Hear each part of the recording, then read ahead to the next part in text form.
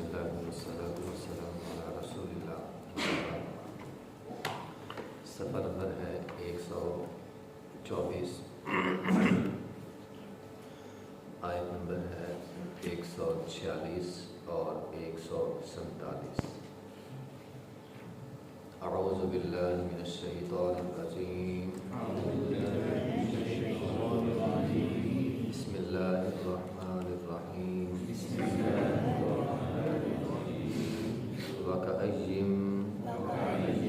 من نبی قاتل معه ربيون كثير فما وهنوا لما أصابهم في سبيل الله وما ضعفوا وما استكانوا والله يحب الصابرين وما كان قولهم إلا أن قالوا ربنا اغفر لنا ذنوبنا وإسرافنا في أمرنا وثبت أقدامنا وانصرنا على القوم الكافرين۔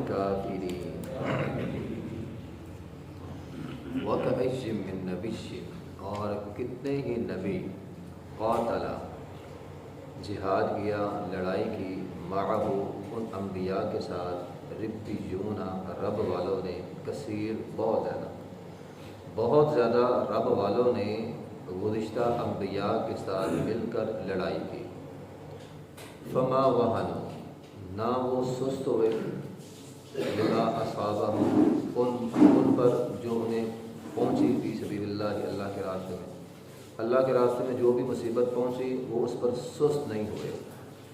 وما ضعفوا، نہ انہوں نے کمزوری دکھائی، وما استکانوا، اور نہ وہ دبے۔ واللہ يحب الصابرین، اللہ تعالیٰ صبر کرنے والوں کو پسند کرتا ہے۔ وما كان قولهم، اور نہیں تھا ان کا کہنا، الا مگر ان قالوا، یہ کہ انہوں نے کہا ربنا اغفر لنا ذنوبنا، اے اللہ ہمارے گناہ معاف کر دے، واسرافنا، اور ہماری زیادتیاں بھی معاف کر دے، فی امرنا، جو اپنے کام میں، جو ہمارے کام میں ہم نے زیادتیاں کی ہیں اللہ وہ بھی معاف کر دے، وثبت اقدامنا، اے اللہ ہمارے قدم مضبوط کر دے، وانصرنا علی القوم الکافرین، کافر قوم کے خلاف ہماری مدد فرما۔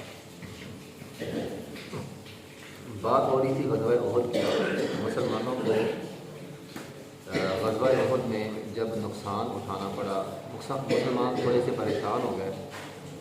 اللہ رب العزت نے فرمایا وَكَأَيٍّ مِّن نَبِيٍّ قَاتَلَ مَعَهُ رِبِّيُّونَ كَثِيرٌ، مسلمانوں یعنی صحابہ اکرام پریشان نہ ہو، تم سے پہلے بھی جو نبی آئے تھے ان نبیوں کے ساتھ جو رب والے تھے، ان نبیوں کو ماننے والے تھے، ان کے ساتھ بھی ایسا ہی سلوک ہوا ہے، ان کو بھی بعض دفعہ نقصان اٹھانا پڑا ہے، ان کے بھی بچے یتیم ہوئے، ان کی بیویاں بھی بیوہ ہوئیں، ان کا گھر بار بھی لوٹ لیا گیا، ان کی بھی شہادتیں ہوئیں، وہ بھی زخمی ہوئے۔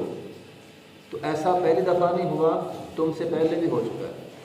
اصل میں یہ ایک حوصلہ افزائی ہوتی ہے جب بندے کو پتہ ہو نا میرے مطلب کے بندے کا بھی یہ نقصان ہوا ہے، میری فیلڈ کے بندے کا بھی یہ نقصان ہوا تھا، تو بندے کو تھوڑا سا حوصلہ مل جاتا ہے، یار میں اکیلا نہیں ہوں، میرے ساتھ اور بھی لوگ ہیں، ان کا بھی نقصان ہو چکا ہے۔ تو اللہ رب العزت نے صحابہ اکرام کو سابقہ انبیاء کے جو ساتھی تھے، جو صحابہ تھے، ان کے بارے میں خبر دی کہ ان کے ساتھ بھی ایسا سلوک ہو چکا ہے۔ تو وَكَأَيٍّ مِّن نَبِيٍّ قَاتَلَ مَعَهُ، کتنے ہی نبی ایسے گزرے، بے شمار انبیاء ایسے، گنتی نہیں ہے، بے شمار ہے کہ جن کے ساتھ لڑائی کی، ربیون رب والے، اللہ والے، یعنی جو ان کے ساتھی تھے، جو ان کے اصحاب تھے، انہوں نے۔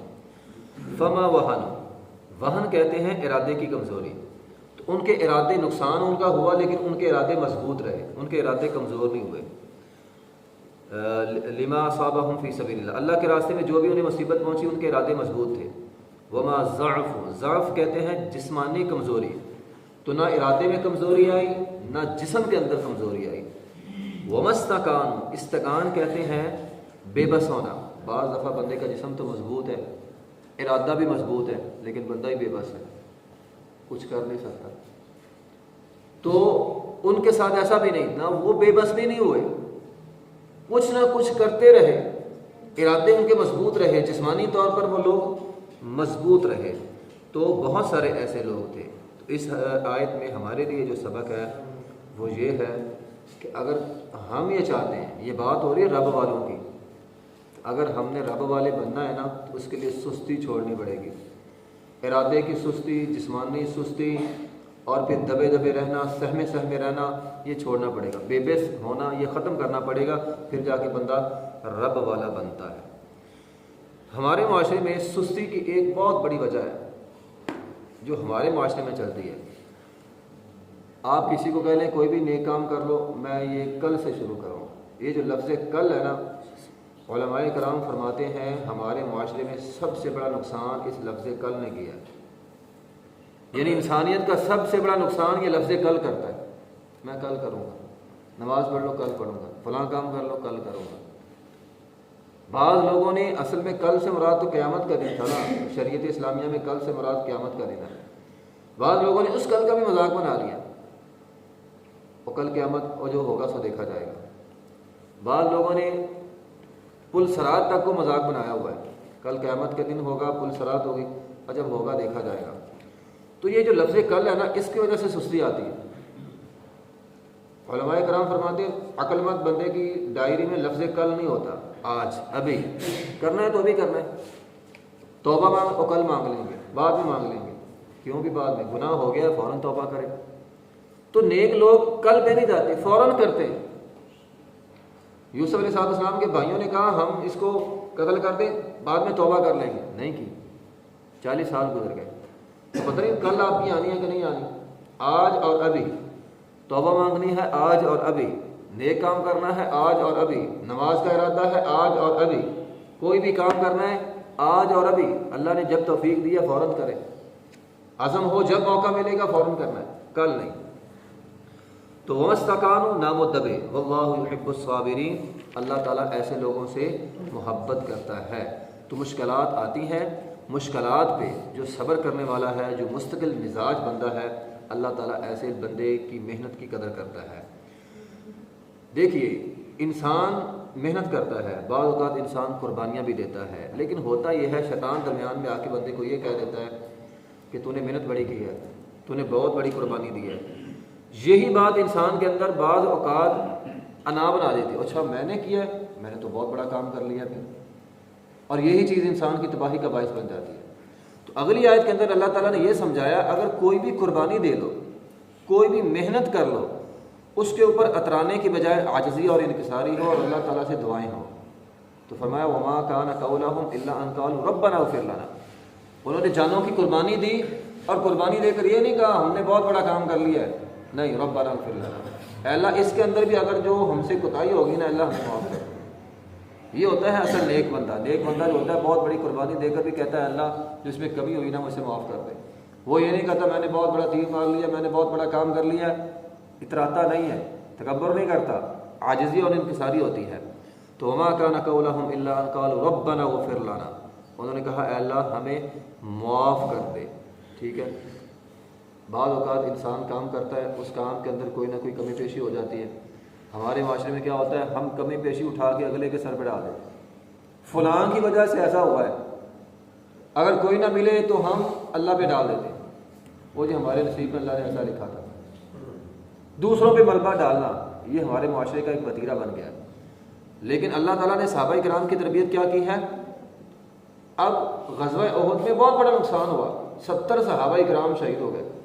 آپ کسی تاریخ کی کتاب میں یا کسی حدیث کی کتاب میں یہ جملہ نہیں بولیں گے کہ کسی صحابی نے وہ درہ چھوڑنے والے کو کہا وہ تمہاری وجہ سے نقصان ہوا ہے، کسی بھی جگہ پہ یہ جملہ نہیں لکھا ہوا۔ اگر غلطی تو تھی نا، انہوں نے درہ چھوڑا تھا، 70 صحابہ کرام شہید ہوئے، بہت سارے صحابہ کرام زخمی ہوئے، نبی علیہ السلام خود زخمی ہوئے، لیکن کبھی کسی نے ان درہ چھوڑنے والوں کو آر نہیں دلائی تمہاری وجہ سے ایسا ہوا ہے۔ ہمارے ہاں تو جملہ یہ بولا جاتا ہے تمہاری وجہ سے ایسا ہوا ہے، تم نے ایسا کیا ہے، اگر تم نہ ہوتے، تم یہ نہ کرتے تو ایسا نہ ہوتا، لیکن نہیں، انہوں نے سب نے اجتماعی طور پر اللہ تعالیٰ سے معافی مانگی اے اللہ ہم سے کمی ہو گئی ہے، ہم سے کوتاہی ہو گئی ہے، اے اللہ ہمیں معاف کر دے۔ تو کسی کو آر نہیں دلانی چاہیے، اللہ تعالیٰ سے توبہ استغفار کرنی چاہیے، انسان اپنے اوپر غور کرے مجھ سے کوتاہی کیا ہوئی ہے۔ تو ربنا اغفر لنا اغفر لنا، اے اللہ جو کمی ہو گئی نا، کوتاہی ہو گئی، اے اللہ ہمیں وہ معاف کر دے۔ تو انسان اپنی کمی بھی یاد رکھے۔ وہ اسرافنا، اسراف کہتے ہیں زیادتی کو، جو زیادتی ہو گئی ہے اللہ وہ بھی معاف کر دے۔ بعض اوقات ہوتا یہ ہے بندہ کام تو اچھا کرتا ہے لیکن اس اچھے کام میں بندے سے زیادتی ہو جاتی ہے۔ مشہور حدیث ہے، 3 لوگ امی عائشہ رضی اللہ عنہ کے پاس آئے، نبی علیہ الصلوۃ والسلام کی عبادت کے بارے میں سوال کیا تو کہنے لگے اچھا نبی علیہ الصلوۃ والسلام اتنی عبادت کرتے ہیں، ہم تو گناہ گار ہیں، ہمیں زیادہ کرنی چاہیے۔ ایک نے کہا ساری رات کھڑا رہوں گا، ایک نے کہا ہر روز روزہ رکھوں گا، اور ایک نے کیا کہا تھا کہ میں شادی نہیں کروں گا، عبادت کروں گا۔ نبی علیہ الصلوۃ والسلام نے تینوں کو سمجھایا، تینوں کو ڈانٹا، فرمایا یہ میری سنت نہیں ہے، میری سنت کیا ہے، میں رات کو سوتا بھی ہوں، روزہ نفلی رکھتا بھی ہوں، روزہ چھوڑتا بھی ہوں، اور میں نے شادی بھی کی۔ تو یہ اسراف ہوتا ہے، حد سے بڑھ جانا، تجاوز کر جانا۔ اسراف یہ بھی ہوتا ہے کہ بعض اوقات بندہ ایک کام تو کر رہا ہے، اس ایک کام کے چکر میں بہت سارے کام چھوڑ دیے، یہ بھی اسراف ہے۔ ہمارے ذمے بہت ساری ذمہ داریاں ہیں، بندہ اب نماز پڑھنے آئے، بندہ کہیں بات میں تو نماز پڑھنے گیا تھا، باقی سارے ضروری کام چھوڑ دیے اس نے۔ باپ نے بولا تھا واپسی آتے آتے میری دوائی لیتے آنا، وہ جی مجھے نماز میں ٹائم، مسجد میں اتنا 2 گھنٹے مسجد میں لگ گئے، بھی وہ بھی تیری ذمہ داری، نماز بھی ذمہ داری، وہ بھی ذمہ داری۔ عبداللہ بن عمر بن عاص رضی اللہ تعالیٰ عنہ، ان کی شادی ہو گئی، باپ نے بہو سے پوچھا ہاں بھی میرا بیٹا کیسا ہے؟ بہت اچھا ہے، بلکہ کچھ زیادہ ہی اچھا ہے۔ کتنا زیادہ اچھا ہے جی؟ ساری رات کھڑا رہتا ہے، عبادت کرتا رہتا ہے، ہر روز روزہ رکھتا ہے، ہمیں تو پوچھتا نہیں ہے۔ اچھا یہ بات ہے، وہ نبی علیہ الصلوۃ والسلام کے پاس چلے گئے، اے اللہ کے رسول میں نے اپنے بیٹے عبداللہ کی شادی کی ہے اور اس کی شکایت کیا ہے؟ دیکھو ہماری شکایتیں بھی ہوتی ہیں، صحابہ کی شکایت کیا ہے؟ ساری رات عبادت کرتا ہے، یہ شکایت ہے اس کی، ہر روز ہی روزہ رکھتا ہے، اور ایک دن میں پورا قرآن مکمل کرتا ہے، ایک دن میں 24 گھنٹوں میں پورا قرآن پڑھ لیتا ہے، یہ شکایت کی ہے۔ نبی علیہ الصلوۃ والسلام نے کہا عبداللہ تجھ پر تیرے بیوی کے حقوق ہیں، تیرے والدین کے بھی حقوق ہیں، تیرے گھر والوں کے حقوق ہیں، سب کے حقوق ادا کرنے، ساری رات عبادت نہ کیا کر، ہر روز روزہ نہ رکھا کر، اور قرآن 3 دن سے پہلے مکمل نہیں کرنا۔ تو یہ اسراف ہے۔ بعض اوقات انسان ایک کام میں حد سے زیادہ ٹائم دیتا ہے جس کی وجہ سے باقی جو ذمہ داریاں ہیں وہ پیچھے ہو جاتی ہیں۔ تو ہر ذمہ داری کو، انسان کے اوپر جتنی ذمہ داریاں ہیں ان تمام کو ٹائم دینا یہ درست طریقہ ہے۔ ایک کے اندر بھی زیادتی کرنا وہ اسراف کے اندر آ جائے گا۔ تو اسرافنا فی امرنا، اے اللہ اگر ہمارے کسی کام میں ہم سے اسراف ہو گیا، حد سے ہم تجاوز کر گئے ہیں، اے اللہ وہ بھی ہمیں معاف کر دے، اور یہ دعا مانگنی چاہیے۔ ہم گناہوں پہ معافی مانگتے ہیں، اسراف پہ نہیں مانگتے۔ اے اللہ جو کمی ہوگی ہے اللہ معاف کر دے، تو یہ بھی ساتھ کہا کریں اے اللہ جو زیادتی مجھ سے ہوگی ہے وہ بھی معاف کر دے، تو کمی بھی اور زیادتی بھی، اے اللہ دونوں کی معافی مانگتا ہوں۔ وثبت اقدامنا، اے اللہ ہمیں مضبوط کر دے، ہمارے قدم مضبوط کر دے، ہمارے قدم ہمارے ہاتھ روک دے، ثابت قدمی عطا فرما، قدموں کو بھی ہاتھوں کو بھی، یہ دعا مانگنی ہے۔ زبان کی کتنی ہلاکتیں ہیں۔ صحابی نبی علیہ السلام کے پاس آیا، اس نے کہا جی میں نجات چاہتا ہوں، من نجا یا رسول اللہ، اے اللہ کے رسول نجات کیسے ہوگی؟ فرمایا امسک علیک لسانک، اس زبان کو روک لے۔ یہ ہے ثبت اقدامنا، اپنے آپ کو کنٹرول کرنا۔ تو اے اللہ ہمیں کنٹرول، ہمارے قدم مضبوط کر دے، ہمیں ثابت قدمی عطا فرما، ہماری زبان ہمارے کنٹرول میں، ہمارے ہاتھ ہمارے کنٹرول میں ہوں۔ وانصرنا، اے اللہ ہماری مدد فرما۔ اس آیت میں ہمارے لیے یہ بہت بڑا سبق ہے کہ اگر ہم کمی کریں گے، اللہ کی نافرمانی کریں گے، اگر ہم زیادتی کریں گے، اللہ کی مدد رک جائے گی یا رک سکتی ہے۔ وہ یہی کہہ رہے ہیں صحابہ کرام، یہ دعا سکھائی جا رہی ہے، اے اللہ ہماری کمی کی وجہ سے، ہماری کوتاہی کی وجہ سے، ہماری زیادتی کی وجہ سے ایسا نہ ہو کہ تیری مدد رک جائے، اے اللہ وانصرنا، ہماری مدد فرما۔ اس سے پتہ چلا انسان کی کمی کوتاہی کی وجہ سے اللہ کی مدد رک جاتی ہے۔ جب انسان گناہ کرتا ہے، توبہ نہیں مانگتا، اللہ کی مدد رک جاتی ہے۔